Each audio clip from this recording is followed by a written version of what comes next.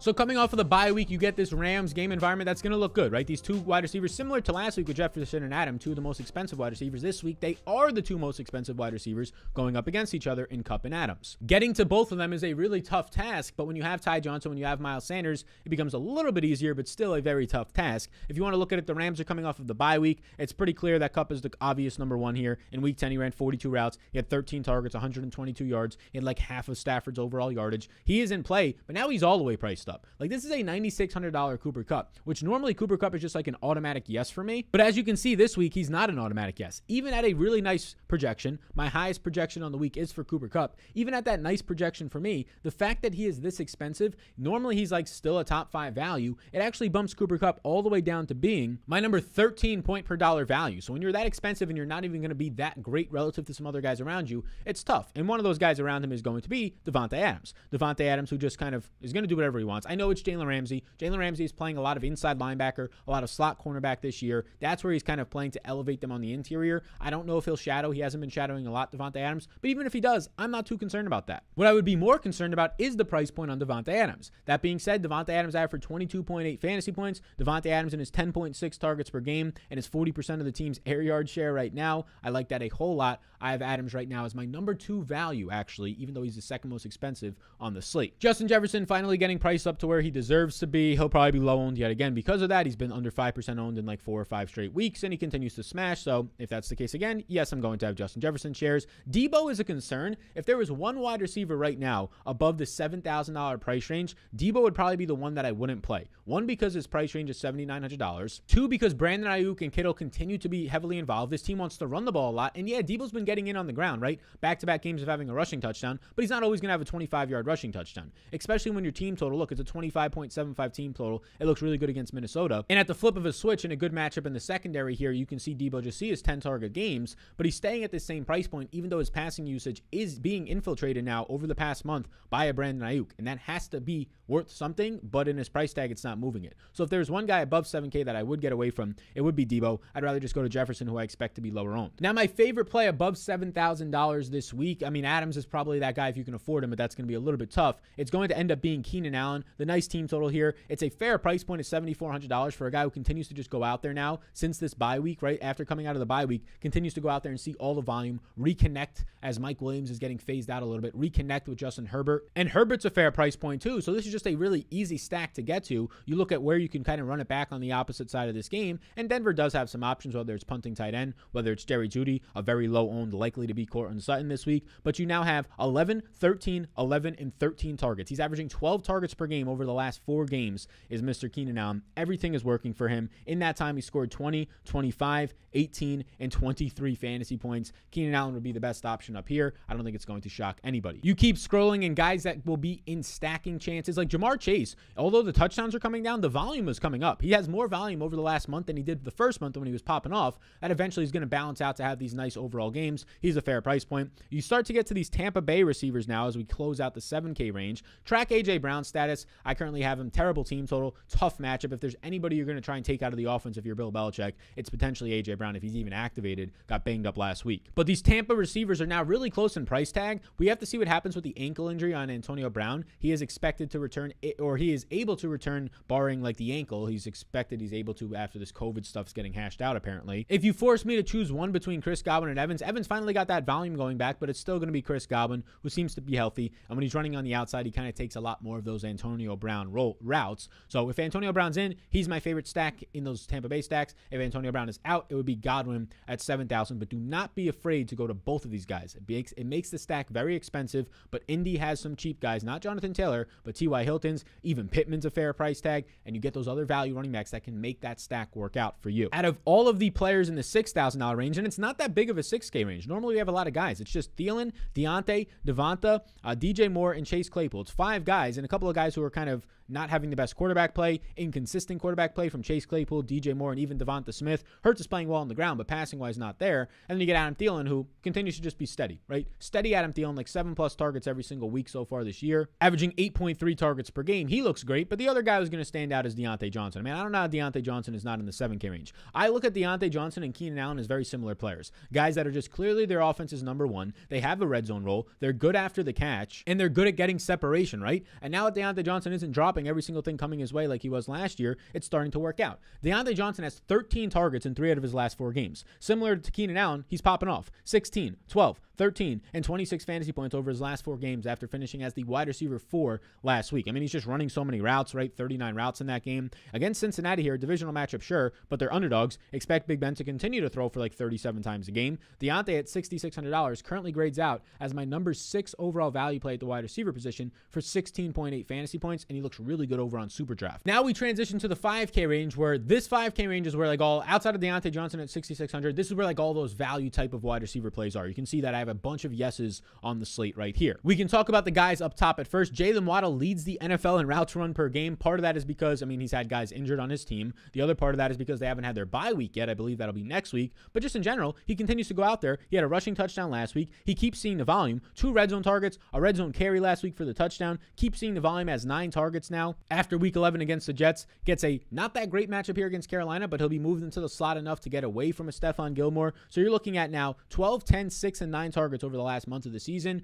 No news. It's leaning towards not playing Devontae Parker. It's leaning towards not playing Will Fuller. So yet again, expect him to go out there. He's put up performances now of 16, 10, and 20.5 fantasy points over the last 3 games. Waddle stands out as a solid value. Waddle stands out for me right now is right around like my number 8 value on the slate. But the guy that I want to go to, next to Jaylen Waddle in the price tag, the fact that Waddle has been producing fantasy points-wise lately, the fact that there's a lot of guys right below Brandon Cooks, probably leads, I mean, you have no passing yards these last 2 games for Tyrod Taylor, probably leads to Brandon Cooks being lower owned than he should be. I mean, Cooks led this team last week with 27 routes, right? The fact that they got up on Tennessee, they didn't throw the ball all that much. He only saw 3 targets in that game. So now that Brandon Cooks is coming off of a 3-target game where he scores 4 fantasy points, he has yet to get over 12 fantasy points since dating back to week 8, which has now been a month ago against, of all teams, the Rams, when he scored 20.3. Now that you don't have any of this production that he was having early on with Tyrod Taylor, people are going to shy away from him, right? He's not getting the consistent volume, although it was literally a 1-week sample. Brandon Cooks for 16.2 fantasy points is currently my number 1 value play at $5,800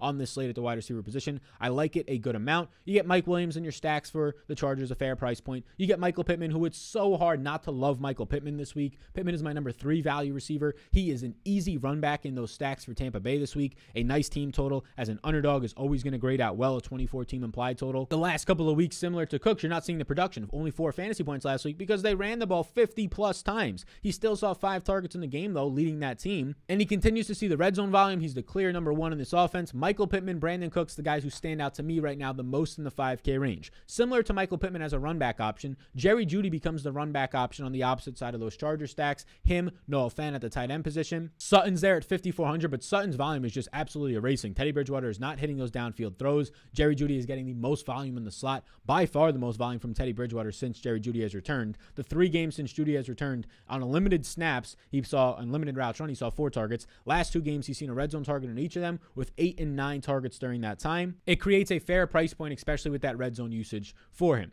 Again, although I do like Brandon Cooks and Pittman in this range the most right now, $5,500 Antonio Brown, if he plays, becomes the best play in this range. The lower 5K range is just made up of a lot of solid options, whether it's T. Higgins, who is now, after having a bad week, likely going to be very low owned. If you want to take stabs on the Marvin Jones or the Brandon Ayuk, who continues to play really well, Brandon Ayuk's in run backs of a Minnesota stack. That looks appealing. A Kirk Cousins plus a Jefferson running back with Brandon Ayuk will not be owned by any means.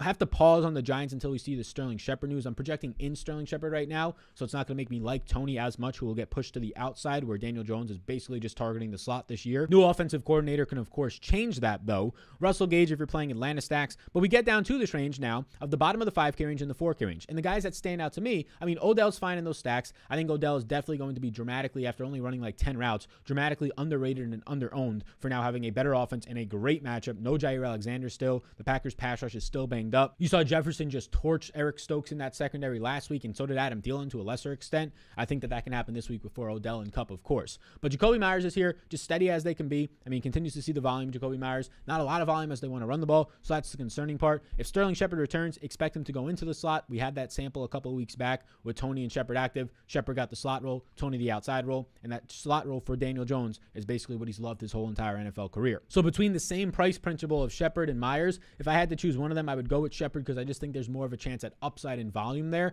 especially since you're going to be having them playing as a bigger underdog in that game, whereas New England is about a touchdown favorite. So let's put Jacoby Myers instead of as a yes. Let's put him as a maybe. We'll prefer to go to Sterling Shepard there. Van Jefferson at 4,900. I'll prefer Odell over Van Jefferson, but both of those guys clear good stacking options. We can close it out with some value receivers now. Corey Davis has to stay in play. I know Elijah Moore had the big game last week with Joe Flacco, and now it's kind of like, oh, hit the refresh button on all this because now you get Zach Wilson coming back, who, if anything, has had the best chemistry when he's played, and not that much chemistry because Corey Davis was hurt at times with a Corey Davis. So you can't even really look at last week. But Corey Davis did have 7 targets now in back-to-back games. Davis has had 6 or more targets in every game but 1 this year. He ended up having 100 air yards last week. In games with Zach Wilson this year, he's seen 100 air yards in 4 out of 5 of those games. So I do think there's a lot more upside here. You factor in the matchup for Corey Davis as well against Houston. Looks a lot better. To lesser extents, without Jamal Agnew, Laviska Shenault gets a little bit of a bump up. Nelson Aguilar, MVS, these are your deep shot guys. I'd prefer in that same price range a $4,000 price T.Y. Hilton, who, if you're looking at the game log, since this team is running so much, yeah, he doesn't look that great, but if this is the week where they have to throw and lean on Carson Wentz a little bit more, and you can get yours against Tampa Bay, that's where T.Y. Hilton becomes more appealing. This range is tough. Like, we have to track the news on A.J. Brown. Marcus Johnson is done for the year, so I think that puts Dez Fitzpatrick, the rookie out of Tennessee, in his spot. If there's no A.J. Brown, I think that's where Nick Westbrook, who had 100 yards last week, can come into play. But you're going to see Dez Fitzpatrick take on the starting role for Marcus Johnson. He profiles out similar size, similar speed, similar skill set, rather than Nick Westbrook, who would take A.J. Brown's role. So with me expecting A.J. Brown as of right now to play, it leaves me to pause on Westbrook. If A.J. Brown is out, yes, you can get some Nick Westbrook, and I would like him even more than T.Y. Hilton in this range. But as we scroll down, not much is here. Zach Pascal in your Tampa Bay stacks at $3,500 is fine. It's just a flyer. Devontae Parker at $3,800 becomes a screaming yes, if indeed he's activated, though. He's eligible to return off IR, but the news right now is they don't know. He's uncertain, which a lot of players don't usually come back right away. No other values down here. $3,200 Dez Fitzpatrick I would expect to start this week. The problem is he's a raw rookie. He was taken in the middle rounds. He hasn't been that great overall. He couldn't even beat out Marcus Johnson, for example, who Marcus Johnson, say what you want about him, he's not a burner by any means. So if you liked playing Marcus Johnson last week, you take an even more of a step down this week in Dez Fitzpatrick in terms of your overall expectations. Other than that, though, not much. We'll see what ends up happening with Scotty Miller. He is now on the active roster, I believe. He had to get that on there by Tuesday. Otherwise, he has to sit for the rest of the year. Nothing else is down here other than that, though. So if you're looking for like full-on punt wide receivers, not many options. It's like Dez Fitzpatrick, maybe Scotty Miller, Zach Pascal. That's why you really have to live with a couple options in the 4K range and a lot of options in that 5K range right here where we see all these yeses. A 5K range is loaded this week. So that is the wide receiver position for all of you out there. And if you enjoyed that, the like button pops up right here. I appreciate that a ton. And if you want to know any props, currently I'm taking some early props right now. These are the current early props that I have for you on Prize Picks. You can tail these. You get a free $100 bet if you use the code SAL down below. We talked about Pittman. I take Pittman over 55.5 receiving yards. I have him for 72 receiving yards in this game. So we like that. And I have Matt Ryan over 240.5 receiving yards versus Jacksonville's atrocious secondary defense and pass rush. I currently have Matt Ryan for 275 passing yards. So I take those two, I combine them together, $50 prop to try and win $150 on prizepicks.com. If you use the code SAL, it's just over under on fantasy points on prop betting. Use the code SAL. It's legal in a lot more states than people think, like New York, for example. So